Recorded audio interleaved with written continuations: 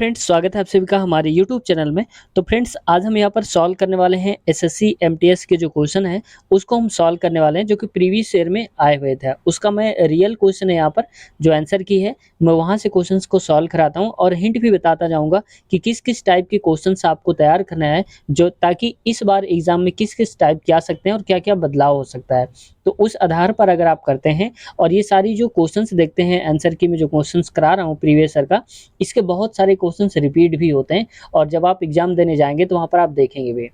तो फ्रेंड्स, अगर आप चैनल पे नए हैं तो आपसे रिक्वेस्ट है चैनल को सब्सक्राइब ज़रूर कर लें, ताकि और भी हम जो सीरीज़ लेकर के आएँ वो आप तक पहुँच सके और आप अपडेट हो सकें उसके लेवल से, ठीक है? तो आइए शुरुआत करते हैं आज के इस पेपर की। तो फ्रेंड्स, पहला ही क्वेश्चन हम यहाँ पर देख लेते हैं। यहाँ पर लिखा हुआ है शिव कुमार शर्मा। शिव कुमार शर्मा का जो संबंध है वो किस वाद्य यंत्र से है, यानी कि शिव कुमार शर्मा कौन है? संतूर वादक हैं, यानी कि ऑप्शन नंबर 3। अब आपको यहाँ से क्या याद रखना है, अब इनको कोई न कोई अवार्ड मिला होगा 2022, क्योंकि जो पेपर ये करा रहा हूँ 2022 का है, जो कि लगभग अगस्त के आसपास हुआ था, ठीक है? उसका है। तो अब देखो यहाँ पर आ गया है उनको अवार्ड मिला है, तो ये भी आपको याद रखना है जिनको-जिनको अवार्ड मिलता है तो किस खेल से संबंध है या किस उनका भाग क्या है, साहित्यकार हैं, लेखक हैं, कवि क्या हैं, ये सब आपको जानना ज़रूरी है। तो अवार्ड मिला था इसलिए इनको पूछ लिया गया है। अगला क्वेश्चन देखते हैं, आज का हमारा सेकंड क्वेश्चन। इसमें बोला जा रहा है यहाँ पर सेकंड क्वेश्चन में, निम्नलिखित में से कौन-सा पदार्थ पानी में अघुलनशील है? तो अघुलनशील कौन है? चॉक पाउडर, मतलब इसको बोलते हैं CaCO3, कैल्शियम कार्बोनेट, क्योंकि इसको जब आप पानी में डालेंगे तो नीचे सतह पर क्या होगा, वो बैठ जाएगा, लेकिन यहाँ पर वो घुलेगा नहीं, ठीक है? इसलिए अघुलनशील है चॉक पाउडर। अगला क्वेश्चन है आज का हमारा 3 नंबर, और इस पे थर्ड वाले पे बोला जा रहा है क्वेश्चन में, मैं थोड़ा छोटा कर देता हूँ ताकि आपको दिख जाए।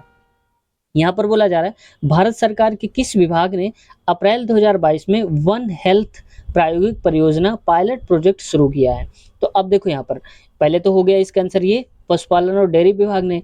अब यहाँ पर देखो भारत सरकार के किस विभाग ने, यानी कि भारत सरकार से जो रिलेटेड क्वेश्चंस हैं, जो नई-नई योजनाएँ हैं, ये भी आपको पढ़ के जाना है। ये तो आपके काम का है नहीं क्योंकि 2022 का था। अब इसी से रिलेटेड कोई नई-नई जो योजनाएँ हैं, जैसे कि वन हेल्थ है यहाँ पर, ये देखो। तो वैसे ही यहाँ पर वन हेल्थ एक योजना है, वैसे ही जो-जो नई-नई योजनाएँ हैं आपको वो तैयार कर लेना है, ठीक है? अगला क्वेश्चन देखते हैं फ्रेंड्स आज का। मैं आपको बताता चलूँगा किस-किस टाइप के आपको क्वेश्चन तैयार करना है ताकि ज़्यादा से ज़्यादा नंबर आप ला सकें।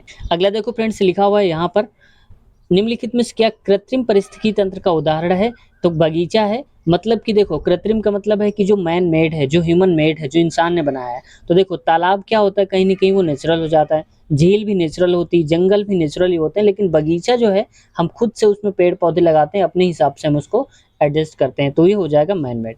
अगला क्वेश्चन है फ्रेंड्स आज का हमारा 5वां नंबर, और इस पे बोला जा रहा है 2011 की जनगणना के अनुसार भारत का लिंगानुपात लगभग क्या है? तो आपको यहाँ से ये याद रख लेना है इस क्वेश्चन से कि जो जनगणना है 2011 में हुई थी, अभी तो हुई नहीं, तो 2011 की जनगणना से रिलेटेड जो क्वेश्चंस हैं वो आपको पढ़ के ज़रूर जाना है। हो सकता है कि यहाँ पर पूछ लिया जनगणना में इतने पुरुष इतने महिलाएँ, हो सकता है साक्षरता पूछ ले, महिलाओं की पुरुषों पर ऐसा भी पूछ सकता है, सबसे साक्षर जो स्टेट है वो पूछ ले, ऐसा, ठीक है? ये भी आपको याद रखना है, उसका है आंसर हो जाएगा केरला सबसे साक्षर। अगला क्वेश्चन देखते हैं। अगला आज का हमारा 6 नंबर क्वेश्चन है, और 6 नंबर पे बोला जा रहा है यहाँ पर अप्रैल 2022 तक उपलब्ध जानकारी के अनुसार, यानी कि आपको ये भी जानना है कौन सी ट्रेन तेज ट्रायल लेने के लिए चलती है? तो वंदे भारत एक्सप्रेस, जो कि ट्रेन 18 के नाम से भी जानी जाती है, ठीक है? ये पिछली बार क्वेश्चन आया था, ये तो देखो करंट अफेयर का है इसलिए मैंने जल्दी से बता दिया। भारत सरकार द्वारा डैश से लड़ने के लिए अंत्योदय अन्न योजना, अब देखो कितनी योजनाएँ आ रही, तो अब आपको अगर ये याद होगा कि अंत्योदय जो अन्न योजना है वो किससे संबंधित है? तो अन्न का मतलब क्या है? अन्न का मतलब वो गरीब लोग होंगे, तो पर्यावरण संबंध तो अन्न का होगा नहीं, जनसंख्या से अन्न का कोई लेना-देना नहीं, बेरोज़गारी से लेना-देना है नहीं, तो गरीबी में क्या होता है? अन्न, यानी कि भूख जो है हमारा वो मिट सके, तो ये आंसर हो जाएगा। ठीक है? ये मैं आपको बता देता हूँ क्योंकि ऐसे टाइप के आपको क्वेश्चन देख लेना। आप देख लो यहाँ पर नाइटिंगेल ऑफ इंडिया, किसने फरवरी 2000 में निधन हो गया, लता मंगेशकर का। तो कोई फेमस व्यक्ति है, अगर उसका निधन हो जाता है तो भी आपको इस टाइप के जो क्वेश्चंस है वो पढ़ लेना है। ठीक है? अब आते हैं अगले क्वेश्चन में। भारत के किस बौद्ध स्थल पर गौतम बुद्ध ने सबसे पहले धर्म का प्रचार किया? ये इंपॉर्टेंट है, यानी कि गौतम बुद्ध जो हैं सबसे पहले अपने धर्म का प्रचार कहाँ पर किया था? तो ये किया था सारनाथ, जो कि वाराणसी में पड़ता है। अगला क्वेश्चन है आज का हमारा 10 नंबर और इसमें बोला जा रहा है बेकिंग सोडा का रासायनिक सूत्र। अब देखो फ्रेंड्स यहाँ पर आ गया बेकिंग सोडा, हो सकता है वहाँ पर कहीं पर पूछ ले, चॉक का पूछ ले, कैल्शियम कार्बोनेट का, है ना, जैसे मान लो कि यहाँ पर बेकिंग सोडा पूछ रहा है, वॉशिंग सोडा भी पूछ सकता है। तो आपको ये सारे जो फार्मूलेज हैं मेन ये आपको कुछ ना कुछ पढ़ लेना है क्योंकि ऐसे पूछे जाते हैं। तो बेकिंग सोडा, खाने वाला सोडा NaHCO3 हो गया, ठीक है। अगला क्वेश्चन है फ्रेंड्स यहाँ पर आज का हमारा 11 नंबर, इसमें बोला जा रहा है यहाँ पर कि जो भारतीय अर्थव्यवस्था में वित्तीय वर्ष, तो वित्तीय वर्ष कब से कब तक चलता है, तो यहाँ पर चलता है 1 अप्रैल से 31 मार्च तक। अगर आपने देखा हो ध्यान से कि वहाँ पर शराब के जो ठेके होते हैं वहाँ पर बोर्ड एक लगा होता है, उस बोर्ड पर लिखा होता है नीचे वित्तीय वर्ष और ऐसे आगे लिखा होता है वित्तीय वर्ष 1 अप्रैल से 31 मार्च तक, ठीक है। अगला क्वेश्चन देखते हैं आज का 12th नंबर।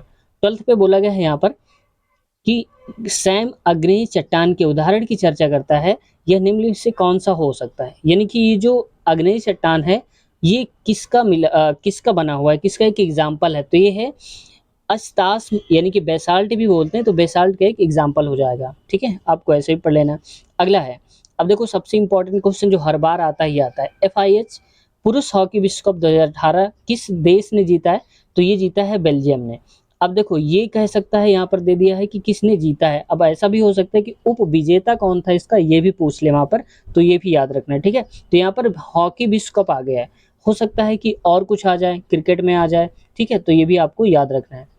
अगला क्वेश्चन है आज का जो हमारा नेक्स्ट है 14 नंबर, गुलाम वंश के शासक गयासुद्दीन बलबन, जो कि वहाँ पर इनका ड्यूरेशन दे रखा है, ने डैश की उपाधि धारण की थी, तो किसने उपाधि धारण की थी, जिल ए इलाही के नाम से इसको धारण करा था गुलाम वंश ने, ठीक है, ये भी आपको देख लेना है।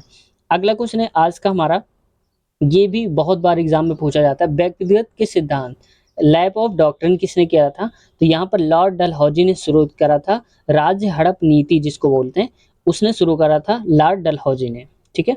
अगला क्वेश्चन है आज का हमारा 16 नंबर, बोला जा रहा है 1846 में ब्रिटिश साम्राज्य और डैश के बीच लाहौर की संधि पर हस्ताक्षर किए गए थे, तो लाहौर की संधि पर हस्ताक्षर किया था, एक तो ब्रिटिश साम्राज्य थे और क्या थे उनमें से महाराजा दिलीप सिंह, यानी कि दलीप सिंह जो थे उन्होंने हस्ताक्षर करे थे। अगला है आज का 17 नंबर और इस पे बोला जा रहा है 17 नंबर पे कौन सी भारतीय रेगिस्तान की एकमात्र बड़ी नदी है, तो ये हो जाएगा हमारी लूनी नदी, ठीक है। अगला क्वेश्चन है हमारा आज का 18 नंबर और 18 नंबर भी क्या करंट अफेयर से रिलेटेड है, कौन सा राज्य 2023 के पुरुष हॉकी विश्व चैंपियन की मेजबानी करेगा, तो ये करेगा उड़ीसा। ये था 2022 का पेपर, तो 23 का पूछा गया, हो सकता है आगे आने वाले साल में पूछा जाए, तो ये भी आपको याद रख लेना है, ठीक है। आप ऐसे एक बार क्वेश्चन देख लेंगे। अगला क्वेश्चन है यहाँ पर नेक्स्ट देखो, Modi government new surge of communication पुस्तक के लेखक, तो देखो यहाँ से हमें ये याद नहीं करना, लेकिन यहाँ से ये समझना है कि क्वेश्चन किस टाइप का आएगा। अब देखो यहाँ पर पुस्तक पूछा जा रहा है कि नई नई जो पुस्तक लॉन्च हुई हैं, तो अब आपको क्या करना है 2023 में जितनी पुस्तक लॉन्च हुई है जनवरी से लेकर यहाँ तक, कम से कम 6 महीने की जो पुस्तक है वो तो आपको एक बार पढ़ ही लेना है, ठीक है। तो यहाँ पर पुस्तक के नाम, लेखक कौन है, कौन सी पुस्तक है, ये आपको याद रख लेना एक बार, ठीक है। एट अ ग्लांस देख लेंगे वो आ जाएगा आपको। अगला क्वेश्चन है ओडिसी नृत्य मूल रूप से किस राज्य से संबंधित है, तो देखो ओडिसी से नाम ही समझ में आ रहा है कहाँ से, उड़ीसा से संबंधित है। अगला क्वेश्चन है आज का हमारा 21 नंबर, पूछा जा रहा है निम्नलिखित में से किस राज्य के राज्य विधान मंडल में 2 सदन चलते हैं, और वो है हमारा महाराष्ट्र, यानी कि जिसको हम बोलते हैं MS, ठीक है। अगला क्वेश्चन है आज का, अगला क्वेश्चन है फ्रेंड्स आज का हमारा 22 नंबर और इस पे बोला जा रहा है 22 नंबर पे मार्च 2022 तक। अब देखो यहाँ पर मार्च 2022 की बात हो रही, जो कि पेपर हुआ था यहाँ पर अगस्त में, ठीक है। आप अंदाजा लगा सकते हैं कितने पहले तक का पूछा जा रहा है। भारतीय संविधान में भारतीय नागरिकों के कितने मौलिक कर्तव्य हैं, तो वो है वहाँ पर मौलिक कर्तव्य कुल 11, कितने हो जाएंगे हमारे मौलिक कर्तव्य हैं 11। अगला क्वेश्चन है हमारा आज का 23 नंबर और 23 रह गया क्या, 23 ये है, ठीक है।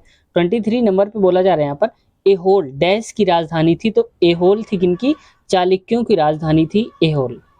अगला क्वेश्चन है, अब ये अगला क्वेश्चन जो है यहाँ पर देखना है कोणार्क नृत्य, तो देखो यहाँ से हमें क्या दिमाग लगाना है कि जो नृत्य है यानी कि डांस है ये भी पूछे जा रहे हैं, तो ये भी आपको याद रखना है कौन सा डांस किस राज्य से संबंधित है, ये पढ़ के जाना है आपको। तो ये हो जाएगा इसका ओडिशा, यानी कि कोणार्क नृत्य उत्सव कहाँ पर होता है, तो ये होता है ओडिशा में, ठीक है। अगला नेक्स्ट क्वेश्चन है आज का हमारा 25 नंबर। इसमें बोला जा रहा है टंकेश्वर हजारिका वीर बयान को भारत के किस शास्त्रीय नृत्य में उसके उत्कृष्ट योगदान के लिए का संगीत नाटक अकादमी पुरस्कार दिया गया। तो ये है करंट अफेयर का, ये भी आपको याद रखना है सतरिया। तो फ्रेंड्स ये सारे क्वेश्चंस जो हमने आज लिए हैं ये क्वेश्चंस थे यहाँ पर जीके के करंट अफेयर के, और बाकी पार्ट में हम कराएंगे इसके क्वेश्चंस जो हैं रीजनिंग के कराएंगे और मैथ के भी हम सॉल्व कराएंगे, ठीक है, कि शॉर्ट ट्रिक में हम कैसे सॉल्व कर सकते हैं। तो उम्मीद है ये वीडियो आपको पसंद आई होगी, और अगर पसंद आई है तो कमेंट बॉक्स में अगर आप चाहते हैं कि इसका अगला पार्ट आए तो आप कमेंट सेक्शन में ज़रूर बताएं। लेकिन मैं इससे पहले आपको एक क्वेश्चन देता हूँ, उस क्वेश्चन का आंसर जिसे आता है तो आप कमेंट करके ज़रूर बताएंगे। यानी कि प्राइम मिनिस्टर जो है भारत के तीसरे नंबर के कौन थे, यानी कि थर्ड प्राइम मिनिस्टर हमारे इंडिया के कौन थे, ये आपको बताना है कमेंट सेक्शन में। देखते हैं किसका जवाब सही आता है। तो उम्मीद है गाइस वीडियो आपने सब्सक्राइब कर लिया होगा चैनल को, और नहीं किया है तो अब कर लें। मिलते हैं नेक्स्ट वीडियो में। Take care, bye bye.